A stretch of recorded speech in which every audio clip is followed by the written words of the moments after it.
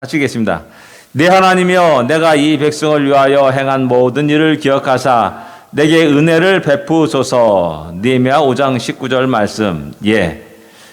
참으로 어려운 시대를 살아가면서 하나님 큰 일들을, 수많은 여러 장애물을 딛고 일어나 완성시키면서 내 일을 기억하사 내게 은혜를 베푸소서라는 이런 기도를 하고 있는 느헤미야 모습이 오늘 우리가 살아가는 우리들의 모습과도 같다라는 겁니다. 하나님, 우리에게 은혜를 베푸소서. 우리에게 하나님 복을 내주시옵소서. 우리 모든 일을 기억하여 주십소서라는 그런 기도를 우리가 또 하기를 원합니다. 지난번에 했던 거 다시 한번 복습하는 의미에서 쭉 넘어가겠습니다. 바벨론 제국의 왕들 나보폴라살, 이 사람은 성경에 나오지 않습니다. 그 다음에 나온 사람이 이제 느부갓네살, 우리가 잘 알고 있는 1차, 2차, 3차 포로가 되는 그런 주인공이 되는 느부갓네살. 이게 나중에 이제 다니엘서에서도 또 나오고 있음을 보게 됩니다.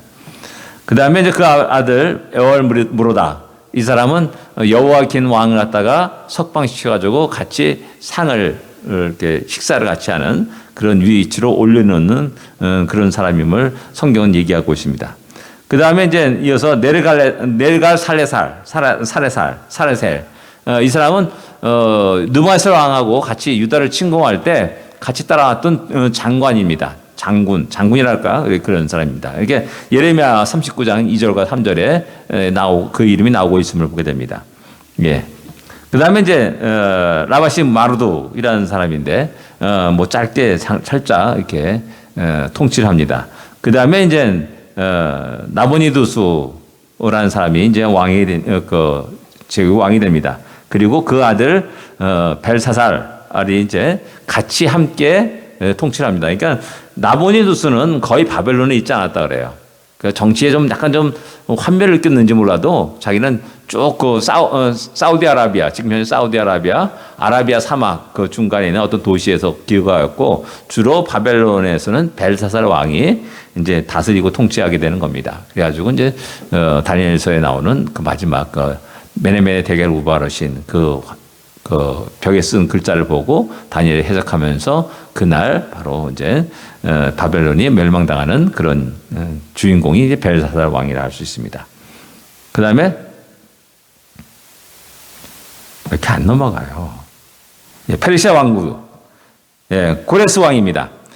고레스 왕이 이제 페르시아 일대 왕으로서 페르시아 제국은 메데와 그 북쪽에 있는 메데, 지금 카스피해하고 약간 좀 남쪽에 있는 그 메데하고 이제 지금 이란 남부 페르시아만 연안에 있는 페르시아하고 연합을 해가지고 바벨론을 치게 되는 겁니다. 그래가지고 이제 다니엘서에 나오는 다리오 왕, 그 왕은 아마도 이 고레스 왕의 장인이라 이렇게 말을 합니다. 그 다음에 이제 고레스 왕의 아들이 감비세스입니다. 이 사람은 이집트를 정복한 사람입니다. 성경에 이름이 나오지 않습니다.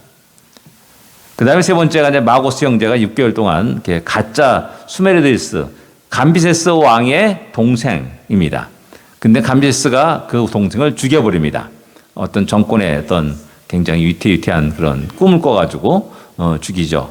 그래가지고 이제 마고스 형제가 가짜 그 동생을 역할을 하면서 감비세스에 반란을 일으키게 되는 거예요. 그래가지고 왕이 되는데, 그때 당시 이제 감비세스가 갑자기 죽게 됩니다. 그래서 이제 왕이 6개월 동안 이제 왕이 노릇하죠. 가짜 왕 노릇하는 겁니다. 그래서 이제 그것이 이제 다리오 1세가 드디어 이제 알고 그를 물리치고 이제 왕이 됩니다. 여기서 이제 7 현자들이 나타납니다. 그래가지고 같이 함께 연합을 해가지고 이제 마고스 형제를 죽이고, 그 다음에 그 7 사람들 가운데 누가 왕이 될 것인가? 어떤 사람은 민주주의 정치를 취하자, 어떤 사람은 독재 정치를 취하자, 뭐 양분이 되고, 어떤 사람은 과도 정치로서 같이 이제 여러 그러니까 집단 지도체제를 갖추자라는 이 세 종류가 나옵니다. 근데 이제 다리우스는 아니다, 이 제국을 하기 위해서는 독재 체제가 왕 하나 그 하는 정권을 잡는 그 체제가 좋다 해가지고 그거에 대해서 이제 경쟁을 합니다. 내기를 해요. 근데 거기서 다리우스가 지혜를 짜가지고 이기게 됩니다. 그래서 왕이 되고 나머지 6사람은 그 페르시아 제국의 굉장히 큰 아주 중심된 인물로서 계속 이어져 나가게 되는 겁니다. 이 사람은 이제 그리스와 1차, 2차 전쟁을 하게 됩니다. 그 유명한 마라톤 전쟁이 여기서 나오고요. 또 다리우스 왕 때 이제 예루살렘 성전을 재건합니다. 그래서 약 4년 동안 그것이 재건되게 돼요. 근데 그 아들 이제 아하수에로 왕, 이 사람은 이제 에스더에 나오는 아하수에로입니다. 그리스와의 3차 전쟁이 그 돼가지고 져지죠. 그래가지고 이제 에스더를 왕으로 간택하고 이때 이제 불임절 사건이 일어나게 되는 겁니다. 그 다음에 이제 아닥사스다 왕. 이게 이제 지금 에스라와 느헤미야 시대의 그 왕입니다. 아하스로 왕의 아들이라 할 수가 있습니다.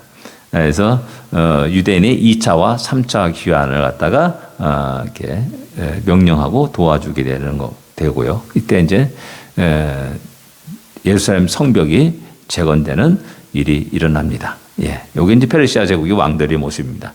그 다음에 이제 우리가 또 생각해 볼 수 있는 것은 뭐냐면은 예루살렘입니다. 예루살렘. 일단 안 넘어가요. 예루살렘 기도입니다. 예루살렘 성벽을 재건한다 그러는데 우리가 이거 대체 어떤 걸 재건하고 있는가? 뭐 강문하고 그러죠. 지금 이게 현재 어디? 예. 이게 현재 예루살렘 성입니다. 현재 예루살렘 성입니다. 좀 이렇게 약간 뭐 사각형 비슷하게 생겼죠? 요게 성전이고요. 그 다음에 요게 통고위벽입니다. 통고위벽. 요 통고위벽을 중심으로 유대 지역입니다. 유대인 지역입니다. 요게 동쪽입니다. 요게 서쪽이고요. 그 다음에 여기가 이제 아르메니아 지역입니다. 아르메니아인들이 사는 지역. 이 아르메니아가 어디 나라인 줄 아십니까? 지금 현재 아제르바이잔, 카스피해 연안에 있는 불의 나라, 게스, 석유가 많이 나는 아제르바이잔 바로 옆에 터키하고 아제르바이잔 그 사이에 있는 나라가 아르메니아입니다. 이 아르메니아는 왜 중요하냐면 세계 최초로 기독교를 국교로 선포한 나라가 아르메니아입니다. 그래서 지금 여기 그린우드에서 옛날 가나안 장로계로 쭉 내려가게 되면은 오른쪽에 아르메니안 교회가 있습니다. 그 아르메니안 사람들. 근데 왜 이 사람들이 여기까지 왔냐? 이 이유가 있어요. 터키가 아르메니아를 지배할 때 아르메니아 사람들을 엄청나게 학살합니다. 그 말로는 100만 이상이 죽었다라고 얘기해요. 그때 이제 피해서 흩어진 사람들이 여기까지 오게 되는 겁니다. 그래서 아르메니아가 상당히 많이 흩어져 있습니다. 전 세계에. 의외로 많이. 여기서도 있잖아요. 그만큼 많이 흩어진 사람들이 이게 아르메니아 사람입니다. 그래서 상당히 그 믿음이 좋은 사람들이 이들입니다. 그래서 지금 현재는 이제 정교회를 믿고 있는 거죠. 동방정교회, 그리스 정교회, 러시아 정교회라고도 할 수 있고요. 그다음에 그 위에가 이제 기독교 구역입니다. 기독교인 구역. 그 기독교인 구역에 이제 성모교회가 있는 겁니다. 우리 보통 성지순례 가게 되면은 예수님이 묻힌 그 장소 성모교회가 여기에 기독교인 지역에 있습니다. 근데 이상하게 성 밖에 있다는데 왜 여기 성 안에 있냐? 근데 예수님 당시에는 이 지역이 예루살렘 성 밖입니다. 그때 당시 이렇게 성이 이렇게 되어 있습니다. 이렇게 되어 있는 상태. 그래가지고 성 밖입니다. 그래서 지금 여기에 성모교회, 여기에 이제 그 다음에 여기가 그 녹색 지역이 이제 이슬람 지역입니다. 굉장히 넓죠? 이슬람 지역입니다. 그래서 지금 우리가 성지순례 가게 되면 주로 이제 여기에 통고교역을 꼭 들르게 되고요. 여기를 들르게 되는 겁니다. 여기하고 여기 두 군데를 들르게 되고, 그다음 비아돌로사라 가지고 여기 이제 주님이 십자가 지고 이제 걸어간 길을 걷게 됩니다. 예, 이게 이제 이 사람들이 여기 주로 이제 이슬람 지역이지만은 기독교인들이 하도 많이 다다 보니까 이 장사하는 사람들 가운데 몇몇 사람들은 크리스찬이라 그래요. 팔레스타인이지만은 크리스찬이 있다라고 얘기를 합니다. 예. 이게 이제 예루살렘 지도인데 지금 현지 지도인데 그러면 느헤미야는 어떤 성을 재건했을까요? 안 나왔습니다 여기에. 예. 또 이게 안 넘어갈까? 넘어갑시다 빨리.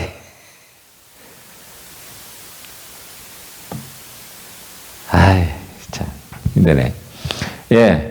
지금 요 지역이 지금 현재 예루살렘 지역인데 여기 저거 약간 흐릿하게 나오는 지역이 그 다음에 요게 성전터고요. 성전터에서 쭉 내려오면 여기가 이제 다윗성, 요 최초의 다윗성. 그 다음에 맨 밑에가 실로암 물가, 실로암 물. 그 여기 파란색으로 이렇게 된 게 이제 히스기야 왕 때 그 수로를 연결한 히스기야 왕의 수로 터널이라 이렇게 할 수가 있습니다. 그래서 항상 성이 포위가 되면은 가장 급한 게 뭐냐? 물이에요, 물을 확보하는 거. 그래가지고 여기 기드론 밸리에 여기에 기온샘이 있는데 그 샘을 안으로 해가지고 실로암 물가로 연못가로 연결시키게 되는 겁니다. 그러니까 느헤미야가 성벽을 재건했다라는 것은 뭐 이런 성을 이런 것을 재건한 게 아닙니다. 어딜 재건하냐면 요 부분을 재건한 겁니다. 요 부분을. 이 부분은 이제 히스기야 왕 때 쌓은 성이다 해가지고 히스기야 왕 성벽이다 이렇게 얘기를 합니다. 그래서 느헤미야는 바로 요 부분을 갖다가 재건한 겁니다. 성벽을. 그래서 지금 현재 남아있지 않습니다. 이렇게 데이빗 성, 이 지역은 지금 현재, 현재 예루살렘 성하고는 달아가지고, 이제 없어진 겁니다. 흔적만이 있게 되겠죠. 예, 요게 이제, 이게 그거구나. 예루살렘 성 하면은 반드시 기드론 밸리가 있습니다. 기드론 시내가, 동쪽입니다. 예루살렘 동쪽에 기드론 시내가. 그래서 요 기드론 시내가를 넘어서 여기가 이제 감람산이 있는 거. 감람산이 여기 있는 겁니다. 이게 동쪽입니다. 그 다음에 여기 흰놈 골짜기라 해가지고, 밸리 오브 흰놈. 하얀 사람 있나 봅니다. 흰놈 골짜기가 이렇게 있습니다. 예. 그 다음에 여기에 이제 또 자그마한 골짜기가 있습니다. 여기에 자그마한 골짜기 있어가지고, 다윗성은 기드론 시내하고 요 자그마한 골짜기 요 사이에 자리 잡게 되는 겁니다. 상당히 전략적 요충지로서 굉장히 이제 옛날에 지금이야 안 그렇지만은 옛날에 좀 이렇게 올라간 언덕길에 그러면 그걸 공략하기 굉장히 힘들죠. 그래가지고 굉장히 난공불락의 요새다라고 말할 정도로 그 시대는 그랬다는 겁니다. 넘어가겠습니다. 예, 이게 이제 아까 말했던 다윗성, 실로암 연못. 그 다음에 성전, 여기 성전입니다. 성전. 그래가지고, 요 부분을 갖다가 지금, 예? 안 보여도 되는데, 검은 거 쫙 보이면 됩니다. 이렇게. 예, 이렇게. 요걸 재건한 겁니다. 그 다음에, 오늘 이제 12장인가요? 거기에서 이제 낙성식을 거행합니다. 성벽 낙성식을 거행하는데, 바로 여기서부터 이제 느헤미야가 이렇게 출발해가지고, 이렇게 해가지고, 요쪽으로 가지고 이제 성전으로 가게 되고요. 그 다음에 에스라가 빨간 라인 이렇게 해가지고 빙 돌아와서 이렇게 다시 여기서 합류를 하게 되는 겁니다. 요게 이제 느헤미야 시대의 성입니다. 그래서 이 성은 계속해서 이제 확장됩니다. 느헤미야 시대 그 이후에 확장되고 그래가지고 예루살렘이 성전 시대는 상당히 이렇게 돼가지고 이렇게 크게 돌아가는 그런 형태가 띄게 됩니다. 예. 원래 이제 이게 왜 누워졌냐? 우리는 보통 세워서 이게 늘 보지 않습니까? 근데, 성경의, 지도에서는 동쪽이 앞부분입니다. 앞부분. 그리고 서쪽은 뒤편이라고 그러고요. 그렇기 때문에 앞부분, 이렇게 항상 지도가 이렇게 누워져 있습니다. 성경적으로 볼 때는 이 누워진 지도가 정상입니다. 우리는 주로 남북에 익숙해져 가지고 이렇게 세워진 지도를 많이 보는데 이 사람들은 동쪽이 이제 앞면이라 해서 뒷면 이렇게 해서 동서로 이렇게 나눠지게 됩니다. 예. 실제로 이렇게 있어요? 예, 실제로 지도를 이렇게 봅니다. 우리가 이스라엘 지도도 남북으로 이렇게 길다고 생각하는데 그들은 가로로 이렇게 보는, 예, 가로로 보는 그런 것이 그들의 전통이고 습관입니다. 그들의 문화입니다. 우리랑 좀 달라요. 예.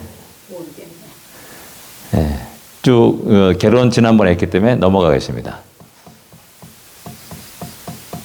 지도가 재밌어요. 예, 지도를 보면서 이것을 했구나라고 이렇게 보시면 됩니다. 예, 구조에서 성벽 재건 1장부터 7장까지 성벽 재건이 일어나고요. 그 다음에 8장부터 13장까지가 이제 영적 부흥의 모습을 이렇게 얘기하고 있습니다. 예, 7장 오늘 이제 8장 넘으면 또 안 넘어가네요. 이게 영 안 좋네요. 예. 영적 부흥과 개혁이 8장에서 13장까지 이렇게 기록되고 있습니다. 8장에 넘어와서 드디어 7월 1일 날 율법을 낭독하며 해석하는 그 사이에서 이제 백성들이 그 율법을 듣고 눈물을 흘리며 우는 장면이 나옵니다. 그리고 그 지나치게 이렇게 감성적으로 흘러갈 때 느헤미야하고 여스라는 아니다, 울지 말라 라면서 여호와를 기뻐하는 것이 너희 힘이다라고 이렇게 이야기합니다. 그래서 7월 1일이라면 뭡니까? 네, 뉴이어입니다. 나팔절입니다. 나팔절. 그때 다 모인 겁니다. 그리고 이제 7월 10일 날 속죄를 드렸을 것이고, 그 다음에 이제 초막절을 이제 지내게 됩니다. 그래서 이 8장, 9장, 10장이 바로 7월 1일부터 시작해가지고 초막절까지 쭉 그런 개혁, 그 다음에 초막절 이후에 나타난 그 어떤 언약을 갖다가 이게 장면을 기록하고 있는 겁니다. 예. 율법을 낭독하고 해석할 때 그 율법을 통해서 이스라엘 백성들이 포로에서 귀환한 사람들이 눈물을 흘리고 회개한 놀라운 역사가 있었다는 겁니다. 이게 우리가 율법서를 그냥 재미없잖아요. 우리는 율법서 읽을 때 레위기 읽어도 그렇고 참 이게 뭐가 뭔지 모르고 이렇게 굉장히 힘들어 하는데, 근데 굉장히 중요한 의미를 갖고 있습니다. 율법서가. 그래서 이렇게 보니까 그 율법과 보니까 비교해 보니까는 자기는 너무나 하나님과 떨어져요. 멀리 왔다는 사실을 발견하게 되는 거죠. 그 요시야 왕 때도 마찬가지. 요시야 왕 때도 막 종교개혁을 일으킬 때 성전에서 율법책을 발견합니다. 그래서 보니까는 요시야 왕이 그걸 읽고 옷을 찢었다라고 얘기합니다. 왜? 보니까 막연하게 개혁을 했는데 개혁할 게 한두 가지가 아닌 겁니다. 모든 것이. 성경에 비춰보니까 그런 거예요. 그래서 그거에 대해서 상당히 사람들이 통곡하고 회개하는 놀라운 역사를 8장에 그리고 있습니다. 그래서 초막절을 지키는 장면이 나옵니다. 9장에 넘어가면서 이제 24일에 초막절을 갖다가 7일간 지킵니다. 15일에서 7일이면 22일이지 않습니까? 그리고 8일째 되는 날은 거룩한 대성회로 모입니다. 8일째 되는 날이. 그래가지고 또 그때 또 금식하게 되고, 그때 또 안식하게 되고 그렇습니다. 그래서 또 24일 날 다시 모여가지고 회개하고 이방인들과의 절교를 결단합니다. 그리고 이제 여호와를 송축하고 기도를 합니다. 기도하는 내용이 뭐냐면 회개의 기도 내용이겠죠. 뭐냐, 주로 이제 출애굽 사건을 갖다가 다시 이스라엘 백성들이 다시 회상합니다. 하나님이 출애굽 시켰습니다. 우리를 인도하셨습니다. 그리고 우리에게 이게 큰 기업을 주셨습니다. 라는 이 사실을 이야기하고요. 그럼에도 불구하고 우리는 주의 은혜를 잊어버리고 불순종하고 바알과 아세를 섬기고 이런 죄악된 모습들. 그러므로 말 결국 이게 포로가 되었습니다. 라고 이렇게 이야기하면서 이렇게 다시 이제 언약을 갱신하고 다시 인칠 것을 갱신할 것을 갖다가 이렇게 기록하고 있습니다. 그리고 이제 10장에 넘어가면서 언약에 인친 사람들의 이름이 거룩한 이름이 쭉 나옵니다. 그리고 드디어 이제 이방인과 절교를 합니다. 그리고 안식일을 성수하겠다라고 또 약속합니다. 안식일 성수. 이스라엘 백성들이 그 신앙이 무너지는 그 시작이 어디냐면 안식일부터 시작됩니다. 안식일부터 슬금슬금 없어집니다. 사라집니다. 이게 그래서 언제든지 어떤 종교를 일으킬 때 그럴 때마다 다시 이 안식일을 다시 기억하도록 하는 그런 일들이 일어나게 됩니다.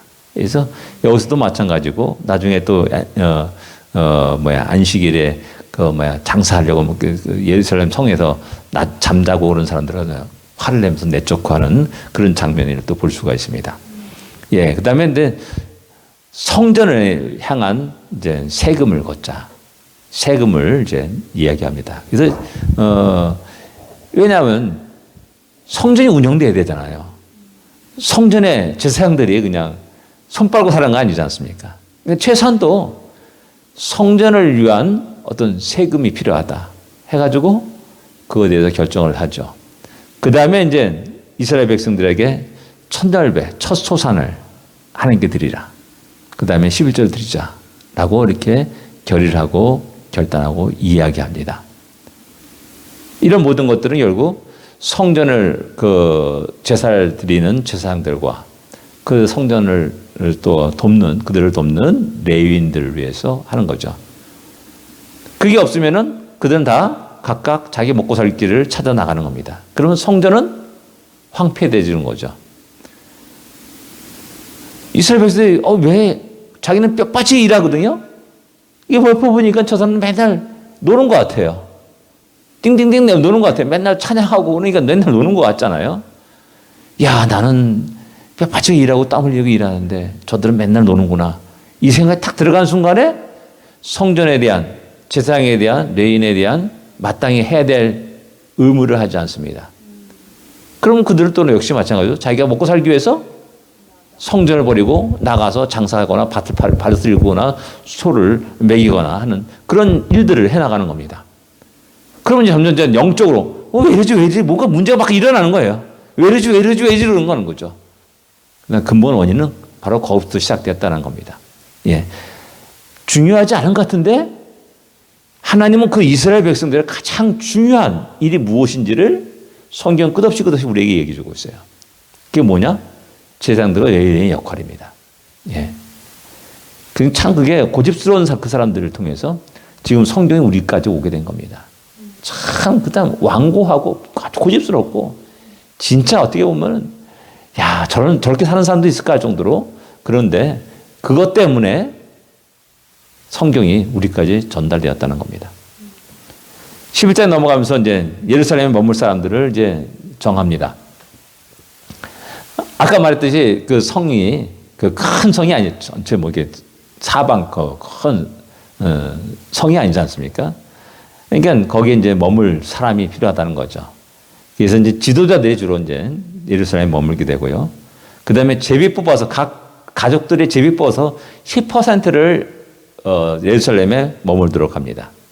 그리고 또 자원하는 사람들이 예루살렘에 머물도록 합니다. 그리고 대부분 사람은 자기 기업으로 가가지고 또 열심히 땀을 읽어가지고 열심히 또 돈을 벌기도 하고 뭐 그런 일들을 해나가는 것이죠. 예. 그러면서 이제 예루살렘에 머문 사람은 특별한 사람으로서 그들을 축복하고 하는 그러면서 떠나는 그런 장면을 볼 수가 있습니다. 10년 넘어서 이제 수르바벨과 함께 귀환한 1차 귀환한 사람들의 명단을 제사장들, 레위인들을 명단이 쭉 나옵니다. 그래서 어떻게 보면 이제 1차 귀환한 사람이 굉장히 소중한 사람들이에요. 그렇죠? 2차, 3차는 어떻게 보면 눈치 보다가 늦게 온 거예요. 눈치 보다가 에스더 그 불임자 사건이 탁 터지니까는 이게 아니구나 해가지고 그 다음에 2차, 3차가 연이어서 얼마 안 돼서 이렇게 귀환하는 그런 일들이 일어나게 되는 겁니다. 그래서 1차 귀환은 너무나 귀환이고 또 그들이 중심이 돼가지고 성전을 재건하는 그 일을 거룩한 일들을 마치게 되는 것이죠. 그리고 나서 이제 낙성식이 이루어지게 됩니다. 아까 말했듯이 그 느헤미야가 재건한 그 성을 갖다가 좌우로 해가지고 느헤미야를 중심으로 또 에스라를 중심으로 이렇게 시계 방향과 시계 반대 방향으로 해가지고 성전 마당으로 이렇게 모이게 되는 그런 일들을 이렇게 하게 됩니다. 그 13장에 나가면서 이제 다시 이제 여기서 이제 느헤미야가 잠깐 페르시아를 가게 됩니다. 그리고 다시 돌아옵니다. 보니까 이게 말이 아닌 거예요. 얼마 안 됐어요. 한 5년 정도 이렇게 비워놓은 것 같아요. 예루살렘을. 그 5년 사이에 성전하고 이 모든 것이 개판돼 버리는 겁니다. 그래서 너무나 화가 나가지고 이제 이 작업들이 일어나게 되는 거예요. 도비아를 성전에 몰아냈다. 내몰았다. 도비아라는 사람이 누굽니까? 성벽을 재건할 때 끝없이 방해했던 사람입니다. 근데 그 사람이 성전에 방 한 칸을 갖다가 떡하니 차지해가지고 거기서 있는 겁니다. 이거 기가 막힌 일입니다. 그래가지고 화가 나가지고 쫓아냅니다. 그 다음에 보니까 레위인들이 하나도 없어요. 다 먹고 살기 바빠가지고 전부 다 자기 밭으로 나간 겁니다. 이거 어떻게 된 거야 했더니 백성들이 11절 내지 않는 겁니다. 그래서 또 불러들여가지고 11절 내게 하고 그래서 11절 싸놓게 하고 그래서 다시 레위인들이 지사장들이 자기 정위치에 있으면서 하나님께 성전을 지키고 또 그 속에서 번제를 드리고 제사를 드리게 하는 그 역할로 다시 돌아오게 합니다. 5년 사이. 예, 금방입니다. 어떻게 보면. 안식일 장사한 자들을 책망합니다. 아까 말했듯이 안식에 좀 장사하면 돈 먹을 것 같아요. 그렇죠. 그래서 어떻게든지 그냥 버티다가 빨리 그게 아모스에 나옵니다. 아모스에 이 안식이 언제 빨리 지나갈까? 빨리 가서 장사를 해야 되는데 밀을 내야 되는데 이런 마음들이 아모스에 나옵니다. 북쪽 이스라엘 족속 그 열지파 사역에서 그런 모습이 나옵니다. 그러니까 사람들이 다 그래요. 지금도 마찬가지예요. 주일날 빨리 예배드리고 탁 달려가지고 장사해야 되는데 그래서 일부 예배 9시에 예배 드리면 좋겠지 하면서 1부 예배 드리고 2부 예배, 3부 예배 쫙 늘어놓습니다. 그래서 각자 자기의 편한 시간에 그래서 나중에 나머지는 뭐예요? 운동하거나 장사하거나 충분히 이용할 수 있다는 거죠. 이게 이제 우리 인간의 생각입니다. 대부분이 그런 생각을 가지고 그러면 또 교회가 또 부흥돼요. 그래서 우리도 일부 예배를 한번 할까 말까 막 이런 유혹이 들어가는 겁니다. 아니, 그러니까 내 들어봐요. 대부분 사람들이 이제 그런 식의 생각을 가지고 선호하고 말한다는 겁니다. 예. 실제로 뭐 다른 장로님들이나 다른 분들께 같이 교제다 보면 그 얘기 많이 해요. 일부 예배드리고 참 저기 뭐 골프 치러 가려고 그랬다고 뭐 이런 얘기를 한다고요. 그러니까 그 예배 시간을 갖다가 자기의 편리한 대로 이용하려고 하는 게 이게 참 우리의 죄의 속성입니다. 이게 무서운 겁니다. 근데 안식일도 마찬가지예요. 안식일을 어떻게든지 활용해가지고 거기서 조금이라도 더 돈을 벌려고 하는 그런 모습들을 보여주고 있어요. 그래서 지금도 이스라엘 가게 되면은 안식일에는 없다 그러잖아요. 사람들이 없다 그러잖아요. 돌아다니는 사람이 없다라는 거죠. 근데 지금 이제 그 안식일이 조금씩 무너지고 있다는 겁니다. 그래서 이제 현대 이제 유통 그런 것이 많아지고 큰 대형 유통 회사들이 주일날도 문 열고 하는 그런 일들을 하게 되고 거기에 또 이제 경건한 유대인들이 돌 던지면서 안식일 지켜라 하고 뭐 돌 던지고 그런다 그래요. 이런 모습들이 지금 현재 이스라엘에서 벌어지는 일들이라는 겁니다. 근데 이제 대체로 이제 안식일 되면은 싹 사라지는 거죠. 상점 다 닫게 되고 싹 없어지는 거죠. 이 안식일이 어떻게 보면 우리의 신앙의 가장 기본이라 할 수가 있고요. 안식일을 점점 훼손하고 하는 작업들이 일어나게 되는 거죠. 그래서 예배도 못 드리는 겁니다. 한국은 지금. 예. 이방인들과 결혼하는 문제. 이게 또 뭐냐면 자녀들 보니까는 아스토 방언을 하고 유다 방언을 뭐 하지 못해요. 너무나 열받아가지고 그 자녀의 머리를 뜯었다고 그 정도로 아주 격한 표현을 쓰고 있습니다. 느헤미야에서. 얼마나 화가 나서 그러냐는 거죠. 이게 30년, 40년 후에 일어난 일이 아니에요. 잠깐 자기가 페르시아 갔다가 돌아왔을 때 상황을 보게 이런 상황이 쭉 벌어지게 된 13장은 그런 상황이 벌어지게 된 겁니다. 그게 5년도 안 돼요. 그러니까 가는 시간, 오는 시간 빼면은 얼마 안 되는 겁니다. 그 시간 안에 확 완전히 지금까지 애썼던 모든 수고, 땀들이 다 허사가 되는 일들이 벌어지게 되는 거죠. 말라기가 그걸 그대로 보여주고 있어요.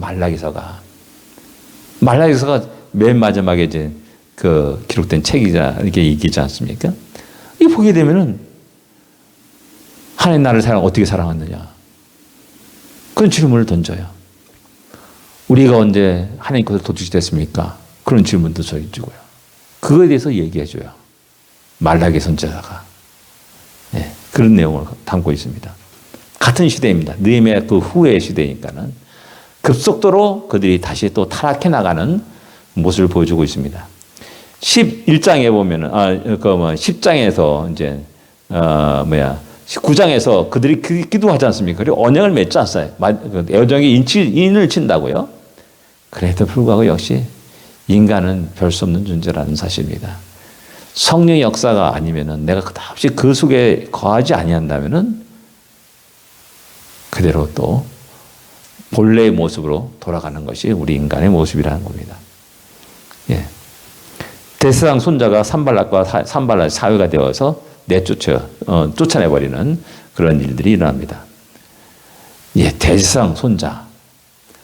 대세상이면 그 당시에 가장 중요한 핵심 멤버예요. 이스라엘 공동체에서 가장 핵심 멤버가 대지상이라고 할 수가 있지 않습니까? 그런 영향력이 강한 그 사람, 그 손자, 그걸 함부로 내칠 수 있냐 이거죠. 우리 마음에는 그 마음 그런데 저 사람이 워낙 영향력이 큰 사람이기 때문에 함부로 하지 못하고 눈치 보면서 뭐 이런 식의 삶을 살 겁니다. 근데 그런 면에서 느헤미야는 아주 하나의 뜻에 말씀과 규례에 너무나 정확하게 예스 예스 노노 아니면 아닌 거예요. 딱 거기에 완전히 확실하게 이야기하면서 쫓아내고 지상 그 직책을 하지 못하도록 쫓아냈다라는 사실을 우리에게 마지막으로 얘기해 주고 있습니다. 그래서 어떻게 보면 이제 느헤미야는 이런 강성한 아주 강한 이미지를 갖고 있어요.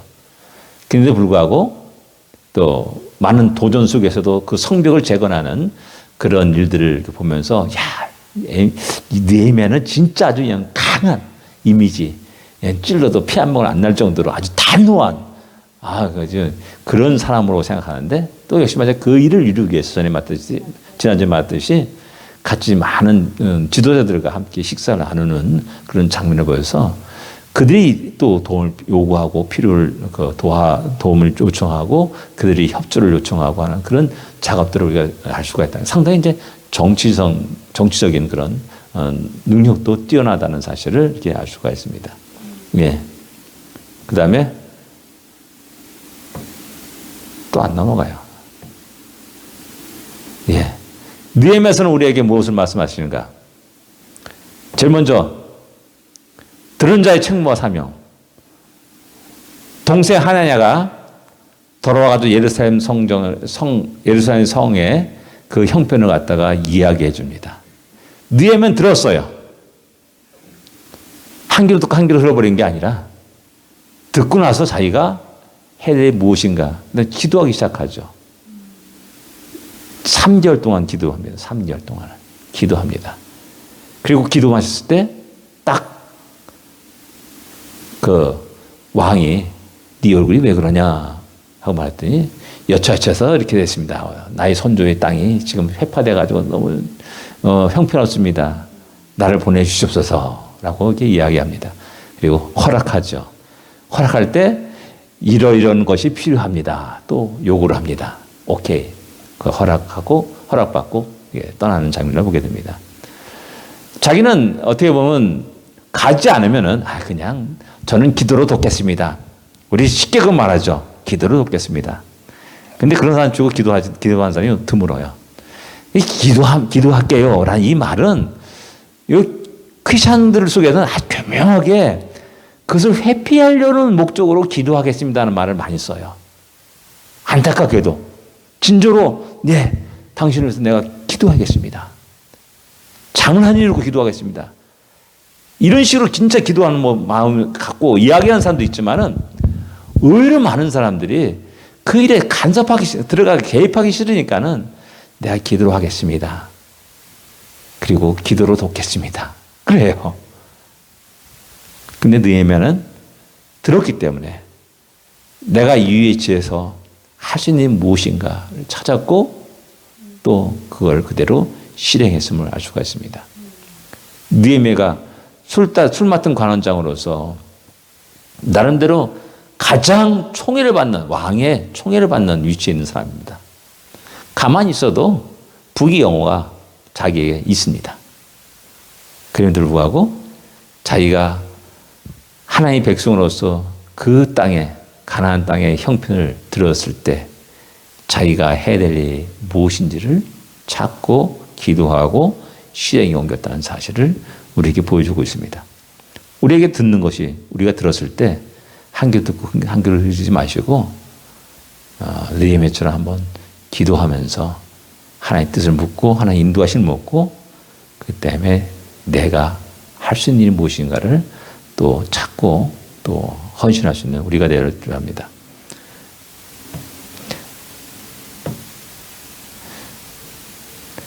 사명을 감당하는 데 있어서 많은 장애물을 어떻게 할 것인가. 너무 많은 도전이 있는 겁니다. 그리고 그 장애물에는 외부의 문제가 있고 외부의 도전이 있고요. 내부의 도전이 있습니다. 모든 일이 다 그래요. 어떤 일을 할 때 막 방해가 막 일어나잖아요. 그 방해에 대해서 내 안에 뭐가 있습니까? 야, 이거 계속해야 돼, 말아야 돼. 이거 할 수 있을까? 없을까? 난 이런 의심들이 내 안에서 막 일어나게 되고요. 내 안에서 해야 된다는 말과 생각과 할 수 없다는 부정적인 생각에 싸웁니다. 이런 내부 문제들이 있다는 사실입니다. 그런데 이것을 갖다가 내가 어떻게 지혜롭게 감당하고 하나님의 뜻을 이루어 갈 것이냐라는 겁니다. 느헤미야서는 딱 답은 있습니다. 답이 뭐냐? 기도했다는 겁니다. 하나님 기도하고 하나님 도우심과 인도하심을 구하고 그러면서 또 실질적으로 내부 문제에 갈등이 일어났을 때 하나님 말씀에 따라서 야, 우리가 이자를 받지 말아야 되는데 왜 이자를 받느냐? 지도자를 불러 모으고 안 된다. 이건 금하자. 이자를 받지 말자. 하고 선포하고 그 다음에 종으로 팔려간 사람들에서 좀 감해주고 그 다음에 수확물의 일부분을 또 가난한 자들을 위해서 제공하자라는 이런 구체적인 실행을 하게 되는 겁니다. 말로만이 아니에요. 느헤미야는 말로만이 아니라는 사실을 우리에게 보여주고 있습니다. 진정한 영적 부흥은 무엇인가라는 겁니다. 진정한 영적 부흥은 무엇인가? 말씀의 부흥이 없으면은 그리고 말씀에 우리 반응하지 않는다면은 모세가 그러잖아요. 모세가 아니라 예수님한테 예수님 말씀하잖아요. 거짓 나사와 부자가 죽었습니다. 지옥불에 던져졌고 거짓 나사로 아브라함 품 안에 있을 때 아브라함이여 나사를 이 땅에 보내사 우리 지금 현재 있는 내 형제들 여기서 오지 않게 해주소서라고 이렇게 얘기했지 않습니까? 그때 하는 말이 뭐예요? 야, 저들에게는 모세가 있다는 겁니다. 이미 그들의 곁에는 주의 말씀이 있는 거예요. 그 말씀을 읽고 듣고 거기에 반응하지 않으면 죽었다 깨어난 사람이 와도 안 된다는 겁니다. 그 진정한 영적 부흥은 말씀에서 시작되는 겁니다. 내가 말씀을 사모하고 말씀을 읽고 그 말씀에 무릎 꿇고 그 말씀에 따라서 내 자신을 들여가는 것부터 시작되는 거예요. 그렇지 않으면 다 허황된 겁니다. 허황된 거. 와, 수천 명이 와 일어나죠. 그 다음에 그 수천 명이, 수만 명이, 수십만 명이 어디로 갔는지 몰라요. 제가 이제 YM 그 창시자가 누굽니까? 이름 모르겠는데. 그분이 그분이 이제 쓴 책을 한번 읽어보세요. 로닝햄인가 뭐예요. 예. 쓴 책을 읽어봤는데, 그게 아니구나. 저기, 내비게이터, 이제 창시자, 도슨 트로스트맨인가요? 네. 그 사람, 이제, 예. 그 사람은 철저히 1대1로 성경 공부, 양육하고 성경 암송하고 하는 그런 식의 사역을 한 겁니다. 근데 빌리 그레함은 이제 대중 집회를 통해서 또 개종자를 이렇게 또 예수 믿는 사람들을 이제 일으키는 그런 사역을 한 거고요. 근데 빌리 그레함이 그때 고민한 게 그거예요.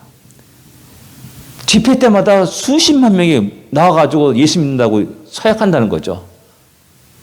그 자기는 그 다음에 그들이 어디서도 모른다는 겁니다. 아무도 모른다는 거죠. 그들이 어디서 술 먹었는지, 어디서 쓰러졌는지, 잠자고 있는지 모른다는 겁니다. 그거 갖다 너무나 그 시기 너무나 그래가지고 도슨 트로트맨한테 내비 창시자인 그 사람한테 가서 도움을 요청했다는 거예요. 당신이 도와달라고. 이 사람은 철저히 1대1 만나서 양육하는 거거든요. 성경 읽게 하고 성경 공부하고 함께 기도하고 하는 이러면서 그런 사역을 했는데 그런 겁니다. 진정한 영적 부흥은 주의 말씀에서 시작되던 겁니다. 네. 그리고 그 말씀이 또 우리를 결단하게 하죠. 주의 말씀을 붙이니까 내가 이래서는 안 되구나. 무엇인가 하나를 결단하게 되죠. 이스라엘 백성도 역시 에스라가 율법서를 낭독하고 그 주의 사람들이 그것을 해석하고 그럴 때 백성들이 울었어요. 감성적인 거죠. 울었다는 것은. 근데 그걸 자제시킵니다. 아니다. 기뻐해라. 그러고 나서 이성적으로 그럼 너가 들었더냐? 그럼 너는 어떻게 할 것이냐? 라는 그 문제로 들어가게 합니다. 울었다는 것은 끝나는 게 아니에요. 우리 은혜 받았다면 통곡하고 막 땅을 치고 울은 그거 은혜 받았다라고 속 시원하거든요. 막 소리를 치고 외치고 그러면 내 속이 후련해지는 거 그런 느낌은 있잖아요. 근데 성경은 거기서 끝나는 게 아니에요. 이성으로 다 생각해보고 자 주의 말씀이 이렇게 됐다. 그럼 우리가 해야 될 일은 무엇이냐? 거기까지 가도록 합니다. 예. 그 다음에 오늘날 우리가 결단할 일이 무엇인가를 또 한번 생각해야 됩니다. 오늘 이 시대에 난 주의 말씀을 읽으면서 또 설교 말씀을 들으면서 내가 결단한 일이 무엇인가를 생각할 때 진정한 부흥이 일어나는 겁니다. 내 안에 부흥이 일어나는 겁니다. 그런 결단 속에 하나님이 함께 하시고 하나님이 도와주시고 하나님이 역사하시는 것들을 경험하게 되는 겁니다. 그렇지 않으면은 결국 내 감정에 휩쓸려 가지고 내 감정으로 어제는 그렇게 하늘처럼 올라갈 때 좋았는데 하룻밤 전화하니까 이게 싹 사라지는 겁니다. 이런 현상들이 제 자신도 많이 경험했어요. 이게 그렇게 되는 게 아니구나. 그래서 그 다음에 이제 성경 말씀을 읽게 되면서 자연스럽게 내 자신의 삶이 하나님 기뻐하시는 모습, 하나님 원하시는 모습으로 한 걸음 한 걸음씩 교정되어 나갔다는 겁니다. 지금까지 교정되어 나가는 겁니다. 제가 말하잖아요. 저는 참 교만한 사람이었습니다. 나에게 5분간 시간만 주면은 어떤 난관도 능히 헤쳐나갈 수 있다라고 자신 있게 얘기했던 사람이에요. 그러니까 내 의지로, 내 지혜로 신앙생활 할 때가 그렇게 신앙생활 했던 겁니다. 오랜 시간 동안을. 근데 그것이 조금씩 그게 벗어지기까지 10년이 넘게, 15년 넘게, 근 20년 가까이 그것을 벗어나가게 된 거예요. 저는 제가 앞서서 했습니다. 막 나가서 막 열심히 해나가니까 주위 사람이 믿음 좋다고 막 박수 치고 뭐 그랬죠. 근데 그게 아니었어요. 돌아보니까. 그게 아닌 거예요. 그래서 하나님의 나의 그런 신앙관이라든지 그런 삶의 모습을 바꾸는데 이렇게 10년 넘게 20년 넘게 오래 기다리셨습니다. 그런 은혜가 나에게 있는 겁니다. 저에게. 예. 오늘라도 우리에게 결단할 것이 있다는 겁니다. 그리고 그것을 지속해 나가는 그 힘은 결국 주의 말씀을 늘 읽으면서 묵상하고 기도하면서 우리의 삶이 자연스럽게 바뀌어지는, 내가 의지로 바꾸려고 하는 게 아니라 자연스럽게 나도 모르게 바뀌어지게 되는 겁니다. 이 언어가 바뀌어지게 되고요. 제가 그러잖아요. 저는 죽겠다는 말을 아주 습관적으로 썼던 사람입니다. 어느 순간부터 내가 이게 아니다. 왜 죽느냐? 살아야 된다. 자연스럽게 내 언어가 바뀌게 된 겁니다. 네. 이렇게 느헤미야서에 보면서 우리가 다시 한번 이런 놀라운 은혜가 넘치기를 응원합니다. 기도하겠습니다.